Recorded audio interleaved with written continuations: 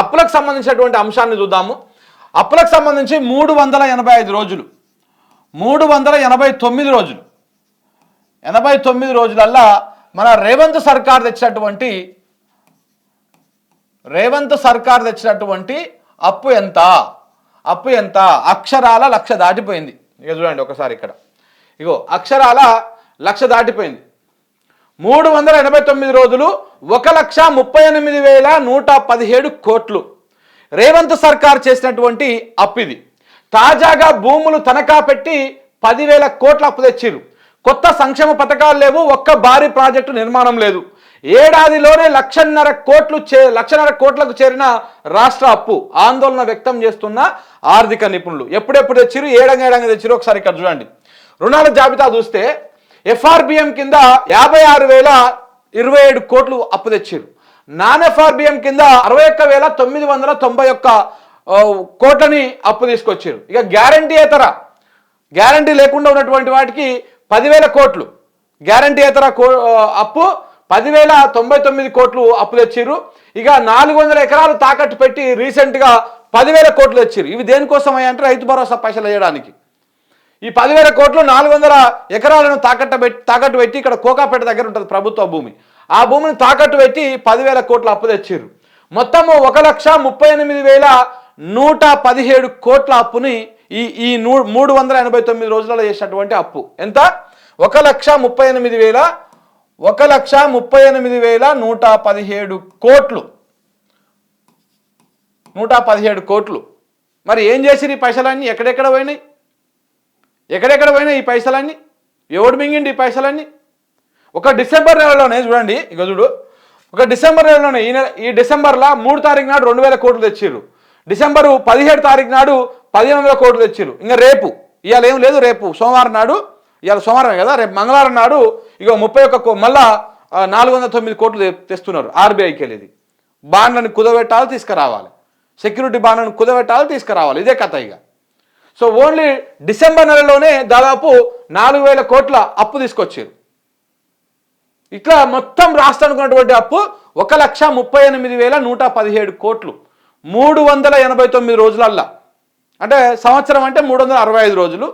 అది అయిపోయాక ఇంకొక 20-30 రోజులల్లా చేసినటువంటి అప్పు, అంటే 13 నెలలలో చేసినటువంటి అప్పు ఇగో 1,38,117 కోట్లు. మరి ఈ పైసలన్నీ ఏం చేసిర్రు? ఎవరికైనా సరే, మళ్ళా చెప్తా ఉన్నాను మిత్రులారా, ఎవరికైనా ఈ రాష్ట్రం మొత్తంలో కాంగ్రెస్ పార్టీ ఇచ్చినటువంటి హామీలను ఒకసారి మనం గుర్తు చేసుకోవాలి. ఎందుకంటే దగ్గర 1,00,000 కోట్ల అప్పు చేసిర్రు. మరి 1,00,000 కోట్ల అప్పు చేసి పైసలన్నీ ఎక్కడ పోయినాయి, ఏడ ఉన్నాయి? ఒకసారి మనము చర్చించుకోవాలి కదా దాని గురించి.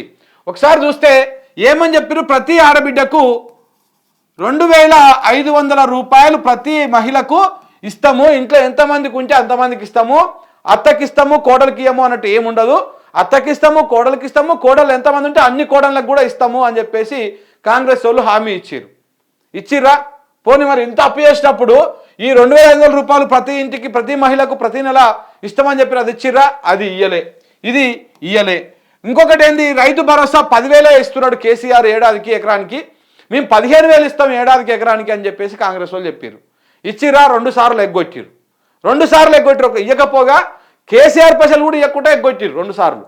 ఈ రైతు భరోసా కూడా ఈ 15,000 రూపాయలు ఎకరానికి అనేది ఎగ్గొట్టేసారు. ఇది కూడా ఎగ్గొట్టిరు. ఇది ఎగ్గొట్టిరు. ఇక రైతు బీమాకు సంబంధించి మాట్లాడదాం ఒకసారి. బేసిక్గా ఈ రైతు బీమా అనేది చాలా అద్భుతమైనటువంటి స్కీమ్. ఇది ఎవరైనా రైతు ఏ కారణం చేతనైనా చనిపోతే ఆ కుటుంబానికి నెలలకు ముందుకే 5 లక్షల రూపాయలు వచ్చేటివి. 5 లక్షల రూపాయలు వచ్చేటివి. కానీ ఇప్పుడు ఎక్కడ కూడా ఈ పథకం వస్తున్నట్టు ఎక్కడ కూడా మరి కనపడతలేదు, ఎక్కడ కూడా వచ్చినట్టుగా అర్థమైతలేదు. కనీసం ఒక వార్తలు కూడా రావట్లేదు ఏడ కూడా. మరి ఇది ఉందా పోయిందా కూడా తెలియదు ఇప్పటిదాకా. ఇది పోయింది. ముసలోళ్ళకి ఏం చెప్పారు? ఇంకా మీ ముసలోళ్ళకు కేసీఆర్ ఈ పింఛన్ సంబంధించినటువంటి కేసీఆర్ 2,000 ఇస్తున్నాడు, మేము 4,000 రూపాయలు ఇస్తాము రాగానే అధికారంలోకి అని చెప్పిండ్రు. పోనీ ఇస్తున్నాడా ఆయన? ఈ పింఛన్ లేదు, రైతు భరోసా లేదు, ఇది సరే, ఇవన్నీ సంక్షేమాలు, ఇవి కూడా పక్కన పెడదాము. పోనీ ఉచిత విద్య ఇస్తున్నాడా? ఉచిత వైద్యం ఇస్తున్నాడా? ఏదైనా ఇస్తున్నాడా? ఇందులో ఏది లేదు. ఒక ప్రాజెక్టు కట్టలేదు, ఒక కొత్త కార్యక్రమం పెట్టలేదు. పోనీ ఈ ఇందిరమ్మ ఇండ్లను దుకాణం పెట్టుకున్నారు కదా, ఈ ఇందిరమ్మ ఇండ్లలోనన్నా లేకపోతే కొత్తగా ఏమన్నా శంకుబండ పాతి ఏమన్నా కొత్త చేసిరా అంటే అది కూడా లేదు. అది కూడా లేదు. కేవలము అప్పు తీసుకొచ్చిర్రు, ఆ తెచ్చిన అప్పును మింగి కూర్చున్నారు. మరి ఎక్కడ పోయినాయి ఈ పైసలన్నీ? 1,38,117 కోట్ల రూపాయల అప్పు తీసుకొచ్చిన రేవంత్ సర్కారు ఆ పైసలను ఏం చేసింది? ఓ పింఛన్ పెరగలే, రైతు భరోసా పైసలు రాలేదు, ఆడోళ్లకు 2,500 రాలేదు, గ్యాస్ సిలిండర్ ఉచితంగా వస్తలేదు, ఉచితంగా కరెంటు రావడం లేదు 200 యూనిట్ల వరకు, మీరు చెప్పేటువంటి స్కూటీలు లేవు, మీరు చెప్పినటువంటి విద్యా భరోసా కార్డులు లేవు, ఏవీ లేవు, ఏ కార్యక్రమాలు లేవు, ఏ అభివృద్ధి కార్యక్రమాలు లేవు. పోనీ రాష్ట్రంలో పెద్ద పెద్ద ప్రాజెక్టులు ఏమన్నా కట్టిర్రమ్మా?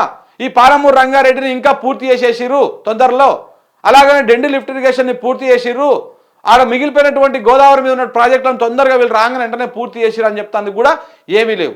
గత ప్రభుత్వం చేసిపోయినటువంటి ప్రాజెక్టులు లాస్ట్లో ఓపెనింగ్ కార్యక్రమం అంటే 1-2 ఏదో ఓపెనింగ్ చేసిరు తప్ప వీళ్ళు కొత్తగా ప్రారంభించింది కానీ కొత్తగా వీళ్ళు చేపట్టినటువంటి పనులు కానీ ఏమీ లేవు. మరి ఎక్కడ పోయినాయి ఈ పైసలన్నీ? ఎవడు మింగిండు ఈ పైసలన్నీ? 1,38,000 కోట్ల రూపాయలను ఎవడు మింగిండు? ఏ మంత్రుల జేబులకు పోయినాయి? ఎవరెవరి శాఖల ఎంతెంత మింగేసి కూర్చున్నారు? రాష్ట్రం నెత్తిన ప్రజల నెత్తిన మీరు ఏడాది కాలంలోనే 1,38,000 కోట్ల అప్పు చేసిరంటే ఇంకా 4 ఏళ్ళు ఉంటే మీరు దగ్గర 8-9 లక్షల కోట్ల అప్పు చేస్తారు ఈ లెక్క ప్రకారం చూసుకుంటే.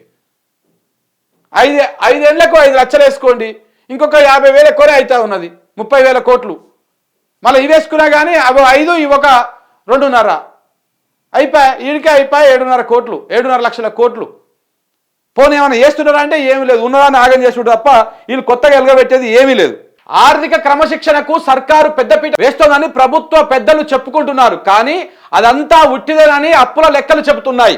గత డిసెంబర్ వరకు తెలంగాణ రాష్ట్రం చేసిన అప్పులు 6,71,751 కోట్లు అంటూ శ్వేతపత్రం విడుదల చేసిన రేవంత్ సర్కారు ఇచ్చిన ఇన్ని అప్పుల అంటూ గత ప్రభుత్వం పైన దుమ్మెత్తిపోసింది. కానీ అధికారంలోకి వచ్చిన ఏడాదిలోనే 1,38,117 కోట్ల అప్పులు చేసి తమ నిర్వాకాన్ని బయట పెట్టుకున్నది. కేవలం 389 రోజుల్లో ప్రభుత్వం చేసినటువంటి అప్పు ఇది. వచ్చే జనవరికి కూడా అప్పు తెచ్చిపెట్టుకున్నది.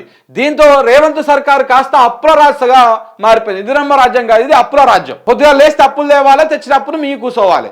మరి ఎవరెవరికి ఎంతెంత పోతా ఉందో, పొంగులేటి జేబులకు ఎంత పోతా ఉన్నది, ఉత్తమ్ కుమార్ రెడ్డి జేబులకు ఎంత పోతా ఉన్నది, రేవంత్ రెడ్డి కుటుంబ సభ్యుల జేబులకు ఎంత పోతా ఉన్నాయి, బట్టి గారి దోపిడీ ఎంత, తీసుకునేది ఎంత, ఎవరెవరి జేబులకు ఎంతెంత పోతా ఉన్నాయి, మరి ఎక్కడ పోయినాయి ఈ పైసలన్నీ కూడా? 1,38,000 కోట్ల రూపాయలు ఎక్కడ పోయినాయి? ఎవరు తిన్నారు ఈ పైసలన్నీ? ఒక్క కార్యక్రమం కాలేదు ఏడాది కాలంగా. ఎక్కడ పోయినాయి ఈ పైసలు? సమాధానం చెప్పాల్సినటువంటి అవసరం ఉన్నది.